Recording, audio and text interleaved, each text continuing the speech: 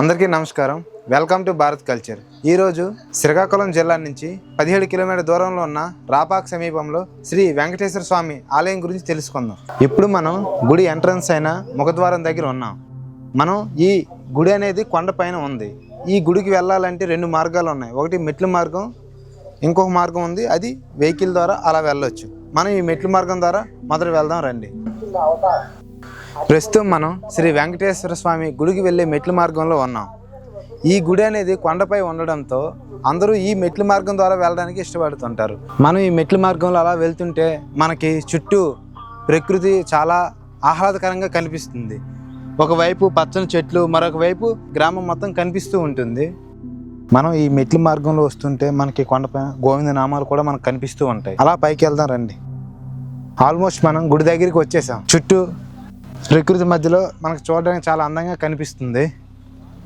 అలాగే మనకు అక్కడ వెంకటేశ్వర నామాలతో మనకి ఎంట్రన్స్ కనిపిస్తుంది. మనం ఈ గుడి గురించి, ఈ గుడి ప్రాముఖ్యత గురించి తెలుసుకుందాం. మనం కొండపైకి రాగానే విష్ణుమూర్తి వాహనమైన గరుడ విగ్రహం మనకి దర్శనమిస్తుంది. ఇక్కడ ఈ గుడిని శ్రీదేవి భూదేవి సహిత శ్రీ కళ్యాణి వెంకటేశ్వర స్వామి అని పిలుస్తారు. అలివేలు మంగమ్మ, వెంకటేశ్వర స్వామి, పద్మావతి విగ్రహాలు ఇక్కడ స్వయంగా వెలిశాయి. ఇక్కడ ఊరేగింపు చేసేటప్పుడు ఊరేగింపు ఉత్సవ విగ్రహాలు కూడా మనకు కనిపిస్తూ ఉన్నాయి. ప్రస్తుతం మనం ఈ ఆలయానికి సంబంధించిన పవిత్ర గోశాల వద్ద ఉన్నాం. హిందూ సాంప్రదాయంలో గోవును గోమాతగా పూజిస్తారు. ఆలయాల్లో గోశాలను ఏర్పాటు చేయడం వెనక ముఖ్యమైన ఉద్దేశం ఏంటంటే గోవులను రక్షించడం అనేది చాలా పుణ్యం. అందుకే మనం ఎవరైనా ఆలయాలకు వచ్చేటప్పుడు గోవును పూజించేటప్పుడు గోవుకు కావలసిన ఆహారం ఏదైనా తీసుకువస్తే చాలా మంచిది. ఇక్కడ ఈ స్వామివారి విగ్రహాలు అనేవి ఇక్కడ స్వయంగా వెలిసాయి. ఇక్కడ ఎక్కడైతే వెలిసాయో అక్కడే స్వామివారికి అనేది గుడి కట్టి పూజ చేయడం అనేది ప్రారంభించారు. ఆ విగ్రహాలు నిజ రూపంలో ఉంటాయి కాబట్టి ఆ విగ్రహాలు ప్లేస్లో ఇంకో విగ్రహాలను తయారు చేసి ఆ విగ్రహాలు పూజిస్తున్నారు. స్వామివారికి కావలసిన ప్రసాదాలు, అలాగే గోమాతలకు సంబంధించిన ఆహారాలు అవన్నీ ఈ పాకశాలలోనే ఇక్కడ తయారవుతాయి.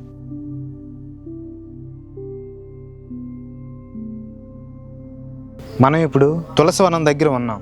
హిందూ సాంప్రదాయాల్లో తులసి మొక్కకి చాలా ప్రత్యేకమైన స్థానం ఉంది. ఈ తులసి వనం శ్రీ మహావిష్ణువుకి చాలా ఇష్టమైన మొక్కగా ప్రీతిగా భావిస్తారు. అలాగే ఈ గుడి అభివృద్ధి పనులు అనేవి జరుగుతున్నాయి.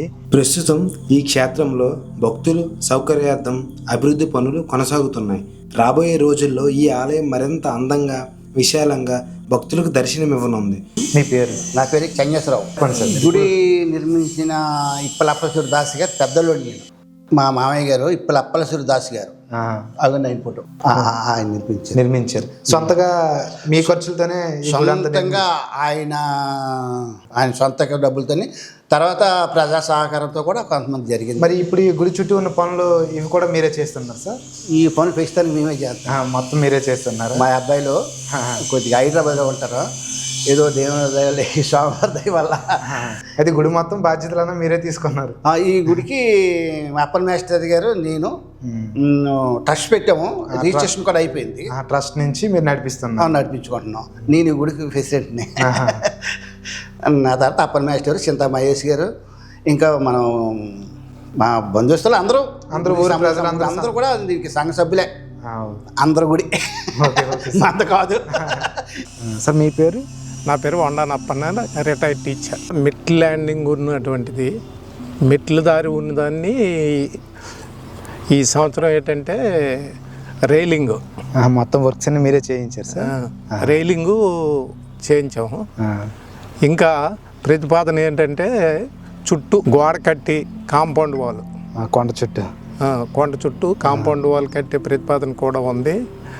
మళ్ళా మిగతా స్థలంలోని గ్రావెల్ కట్టి ఇంకా విశాలం స్థలాన్ని ఇంకా విశాలంగా ఏర్పాటు చేయడానికి ఈ సంవత్సరం ప్రయత్నం చేస్తున్నాం.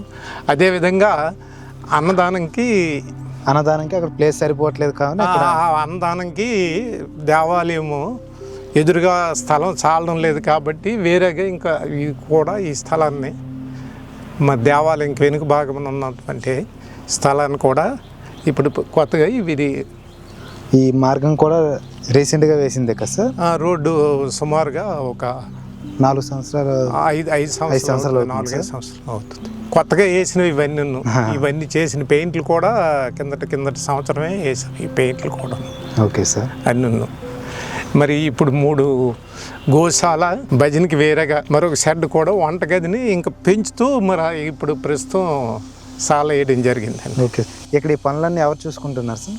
పనులు నేను చూస్తాను కానీ దీనికి డబ్బులు కూడాను ఇప్పుడు మనకు కెల్ల సన్యాసరావు గారు వాళ్ళ కుమారులు ఇద్దరు, వాళ్ళ పేర్లు అంటే పెద్ద ఆయన వెంకట్రావు, రమేష్ నాయుడు, వాళ్ళ కుటుంబ సభ్యులు.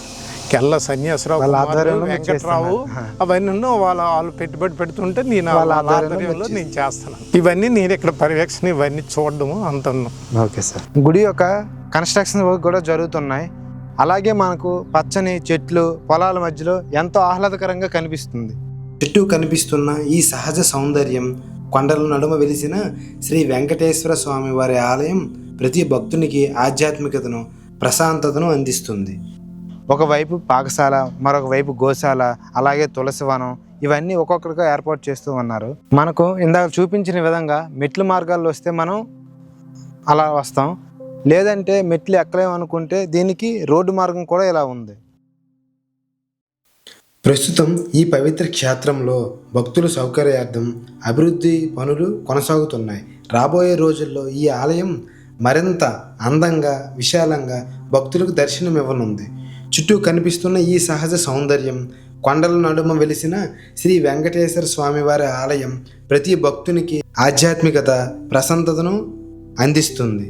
దేవాలయాలకు సంబంధించిన విశేషాల గురించి, భారతీయ సంస్కృతి గురించి మీకు ఈ వీడియో రూపంలో నేను అందిస్తాను.